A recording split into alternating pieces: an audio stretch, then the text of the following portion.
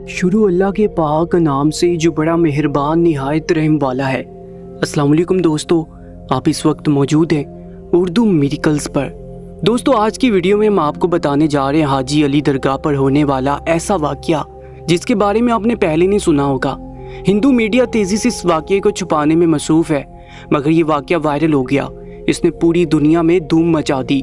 हाजी अली की दरगाह पर एक अजीबोगरीब मखलूक देखी गई जिसे कुछ लोगों ने फरिश्तों का नाम देना शुरू कर दिया, जबकि हिंदू मीडिया का कहना था कि ये सिर्फ और सिर्फ आंखों का धोखा है, मुसलमानों की साजिश है।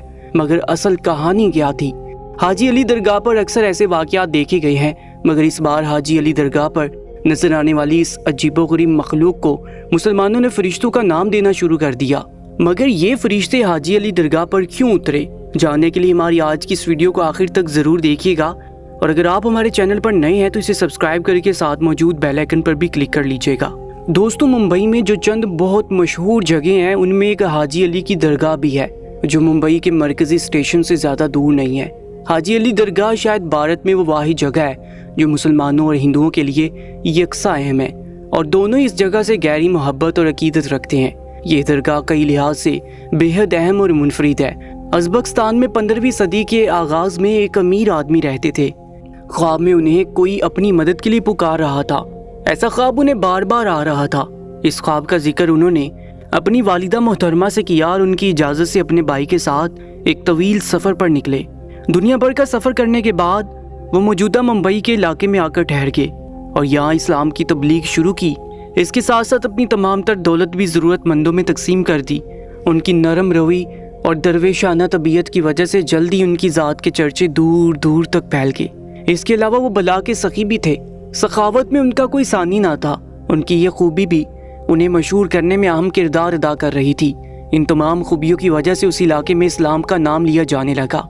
याद रहे, उस वक्त तक यहाँ पर कोई मुसलमान हुक्मरान नहीं आया था। इस तरह इस इलाके में इस्लाम की इशाअत एक नेक बुजुर्ग का कारनामा है, जिन्हें किसी भी तरह कोई रियासती मदद हासिल ना थी। उनके हाथ पर न जाने कितने हिंदुओं ने इस्लाम कबूल किया और फिर खुद भी इशाअत इस्लाम जैसे कार खैर में मशगूल हो गए। उन्होंने अपनी वफ़ात से कबल अपने मुरीदों से कहा कि मुझे ज़मीन में दफन करने की बजाय मेरे कफन को समंदर में डाल देना और जहाँ जाकर मेरा कफन रुक जाए वहीं मुझे दफना देना। चूँकि मुसलमान और हिंदू दोनों ही उनसे गहरी मोहब्बत और अकीदत रखते थे, जबकि हिंदू लोग उनका मज़ार बनाकर उसकी सरपरस्ती करना चाहेंगे और इस तरह से इंतशार फैलने का खदशा था, जिसका एक खूबसूरत हल उन्होंने इस तरह निकाला। चुनांचे उनकी वफ़ात के बाद उनके पैरोकारों ने ऐसा ही किया। उनके लिए जो कफन लाया गया था उसे साहिल समंदर में बहा दिया। कुछ दूर जाकर उन्होंने देखा कि साहिल समंदर से 500 मीटर अंदर एक छोटी सी चट्टान के पास उनका कफन रुक गया है। ये चट्टान समंदर के अंदर थी। हुक्म के मुताबिक उसी चट्टान पर उनकी तदफीन कर दी गई और मकबरा बना दिया गया। बाज़ा यहाँ पर एक मस्जिद भी बनाई गई। मस्जिद और मकबरे तक जाने के लिए एक छोटा सा रास्ता भी बना लिया गया और तब से लेकर अब तक हाजी अली का मज़ार मुसलमानों के साथ साथ हिंदुओं के लिए भी बाइस अकीदत और मोहब्बत बना हुआ है। हाजी अली दरगाह के बारे में सबसे अहम बात यह है कि उनके दरबार पर इतने मुसलमान नहीं जाते जितने गैर मुस्लिम बिलखसूस हिंदू जाते हैं। ऐसा तकरीबन हिंदुस्तान में वाक़या हर मज़ार पर होता है कि उन मज़ारों पर मुसलमानों के साथ साथ हिंदू भी जाते हैं, मगर सबसे ज़्यादा जिस मज़ार पर हिंदू मोहब्बत और अकीदत रखते हैं वो मज़ार हाजी अली का ही है। मगर अब की सूरत हाल कुछ मुख्तलिफ हो चुकी है। जहाँ हिंदू उस मज़ार के साथ गहरी मोहब्बत और अकीदत रखते हैं, वहीं बहुत सारे हिंदू ऐसे भी हैं जो मुसलमानों के लिए दिल में बुग़्ज़ और नफ़रत रखे हुए हैं, और इसके साथ साथ ही औलिया अल्लाह के मज़ारों को भी बख्शने का नाम नहीं लेते। वहाँ पर होने वाले कुछ इंतहाई नापसंदीदा सूरत हाल को पूरी दुनिया के सामने उछाल देते हैं। मगर कुछ वाक़यात ऐसे होते हैं जो ना सिर्फ मुसलमानों का सर फ़ख्र से बुलंद करते हैं, बल्कि इस्लाम का नाम भी दुनिया भर में रोशन कर देते हैं। तो ऐसे में हिंदुओं की यही कोशिश होती है कि वो इन वाक़यात को मुकम्मल तौर पर छुपा ले और बाहर की दुनिया में किसी को इस बारे में भिनक भी ना लगने दे। मामूल के दिनों के मुताबिक एक दिन था।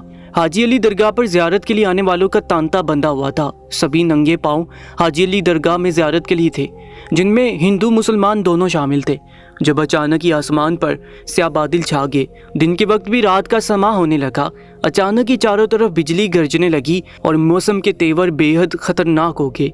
ऐसे में ज़ियारत के लिए आए हुए लोग भी घबरा गए, کیونکہ یہ لوگ دور دراز کے علاقوں سے زیارت کے لیے یہاں پر آئے تھے اور ان کے پاس رہنے کے لیے کوئی معقول جگہ بھی نہیں تھی۔ انہیں آج کے آج واپس جانا تھا، مگر موسم کے خطرناک تیور بتا رہے تھے کہ وہ آج کے دن یہاں سے نہیں نکل سکتے۔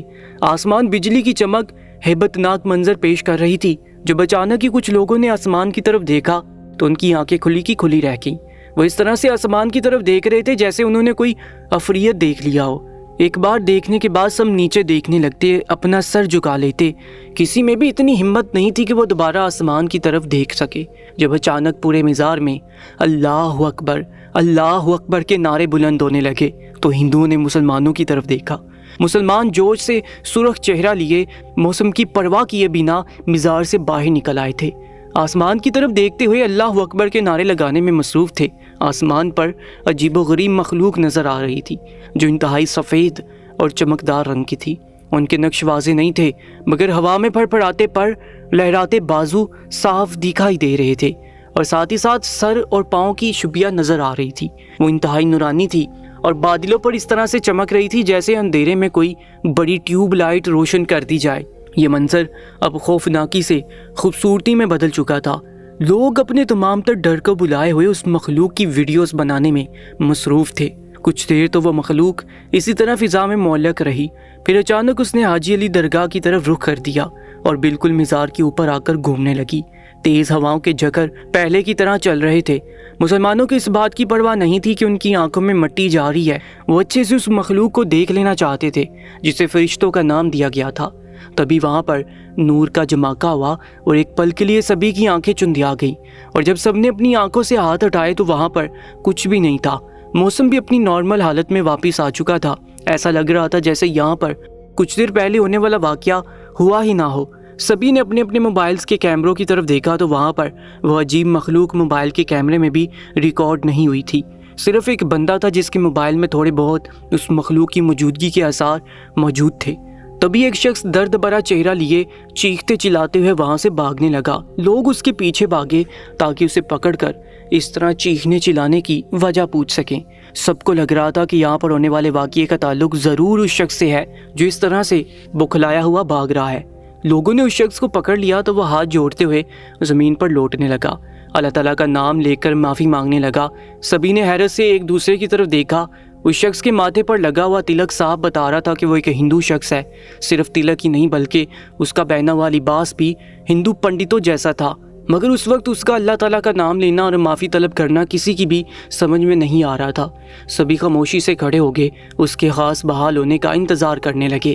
اس شخص کے ہاتھ کچھ بحال ہوئے تو لوگوں نے آگے بڑھ کر اس سے سوال کیا تو اس نے مسلمانوں سے معافی مانگنا شروع کر دی اور کہا کہ سب میری غلطی ہے، سب میری وجہ سے ہوا ہے، شکر ہے میں کسی بڑے عذاب کی گرفت میں نہیں آیا۔ اس شخص کا ہاتھ جل کر سیاہ ہو رہا تھا، جبکہ لوگ اس انتظار میں تھے کہ جلد سے جلد وہ شخص اپنا منہ کھولے اور بتائے کہ آخر ماجرا کیا ہے۔ اس شخص نے کہا کہ میں ایک بڑے مندر کا پنڈت ہوں، مجھے ہندوؤں کا مسلمانوں کے مزار پر آنا اچھا نہیں لگ رہا تھا۔ ہم نے ہر طریقے سے ہندوؤں کو مسلمانوں کے مزاروں پر جانے سے روکنے کی کوشش کی، مگر ہماری کوششیں بے سود چلی گئیں۔ تب ہم نے یہی منصوبہ بنایا کہ جس دن مزار میں ہندوؤں کی تعداد زیادہ ہوگی اس دن مسلمانوں کو کسی بہانے سے وہاں سے نکال کر ہم لوگ ایک دھماکہ کر دیں گے۔ اس طرح سے ہندوؤں کی جانیں تو جائیں گی مگر مسلمانوں کے بچنے اور ہندوؤں کے مرنے سے ہم ہندوؤں کے دلوں میں یہ بات بٹھانے میں کامیاب ہو جائیں گے کہ درگاہ مزار سب دھوکہ فریب ہے، وہاں پر ہندوؤں کا کوئی کام نہیں ہے، انہیں بس اپنے مندروں میں ہی آنا چاہیے۔ مگر جیسے اس نے بم فٹ کر کے مسلمانوں کو یہاں سے نکالنے والے پلان پر عمل درآمد کرنا شروع کیا، تبھی موسم بدل گیا اور یہ سب واقعہ ہو گیا۔ پھر اس کے بعد بم یہی میرے ہاتھ میں اس طرح سے پھٹ گیا جیسے وہ کوئی چھوٹا سا پٹاخہ ہو، جبکہ بم پھٹنے سے پہلے میرے گرد تیز روشنی آئی تھی جس نے مجھے چکرا کر رکھ دیا تھا۔ اس کی بات سن کر وہاں پر ایک بار پھر سے اللہ اکبر کے نعرے گونجنے لگے اور بہت سارے ہندوؤں نے یہیں پر اسلام قبول کر لیا، کیونکہ وہ جان گئے تھے کہ اسلام سے سچا مذہب اس دنیا میں کوئی بھی نہیں ہے۔ جو بھی اسے مٹانے کی کوشش کرتا ہے وہ خود ہی نشان عبرت بن جاتا ہے۔